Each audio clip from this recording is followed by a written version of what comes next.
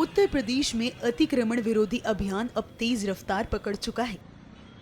रोजाना कहीं न कहीं बुलडोजर गरज रहा है। अब इसी कड़ी में वाराणसी में भी बड़ी कार्रवाई देखने को मिली है।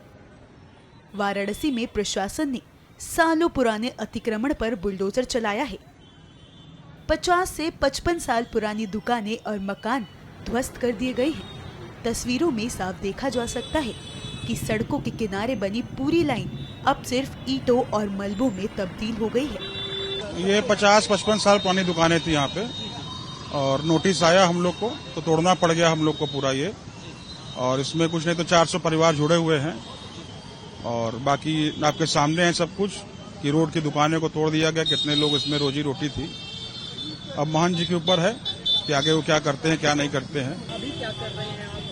अभी कुछ नहीं है। अभी अचानक से किसी की रोजी रोटी छिड़ जाएगा तो अचानक कहाँ से कोई कर पाएगा। और इस समय जान ही रहे हैं कि 20-25 हजार रुपये से कम भाड़ा नहीं है किसी भी दुकान का। इसलिए अब सोचेंगे, धीरे धीरे सोचेंगे। बाकी महंत जी सोचेंगे क्या करना है क्या नहीं करना हम लोग को। खैर दिक्कत होती थी, जाम लगता था, भीड़ लगती थी, लेकिन कोई तरह मैनेज करके चला जाता है बस उसको। लेकिन तोड़ना उसका रास्ता नहीं था, कोई और रास्ता निकलता तो अच्छा होता हम लोग के लिए भी। रोड चौड़ीकरण और शहर के सुंदरीकरण, पब्लिक की आवागमन को ध्यान में रखते हुए हम इसका विरोध नहीं कर रहे हैं कि रोड का चौड़ीकरण हुआ और उसमें कुछ दुकानों का जो है हमें तिलांजलि देना पड़ा। हमारे व्यापारियों ने उसमें सहयोग किया। दुकानों को सरकार और एडमिनिस्ट्रेशन का सहयोग करते हुए हमने बिना विरोध किए भी दुकानों को खाली किया है। अंदर से बहुत भावुक है। हमारे सारे व्यापारी के घर में जो है आज एक ऐसी स्थिति है, माने वो कह लीजिए मातम की स्थिति है।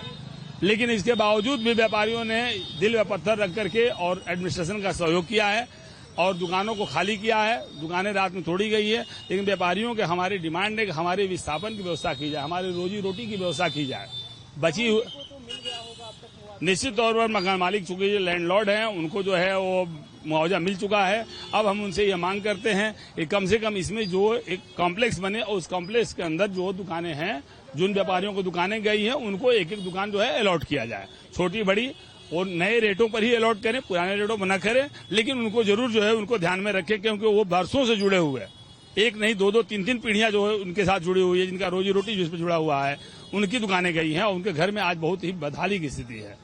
वहीं इस कार्रवाई में कई अवैध निर्माणों को हटाया गया, जिससे आमजन और यातायात को राहत मिली है। जहां कुछ लोगों ने इस अभियान का विरोध किया, वहीं कुछ स्थानीय लोगों ने इसकी सराहना की है। ये संकट नहीं है भैया। संकट देखिए, संकट होता है प्राकृतिक, जो आपदा होती है उसको संकट कहते हैं। ये शहर को सुदृढ़ तरीके से यातायात को चलाने के लिए शहर का सड़क को चौड़ीकरण में ले लिया गया है। ठीक है, हमारी दुकान थी और लोगों की दुकान थी, ठीक है भाई। ये जो सार्वजनिक तौर पर कोई भी कार्य होता है तो वो पर्सनली नहीं हो रहा है कि सिर्फ ये हम किसी ने पर्सनली अपना काम कर लिया।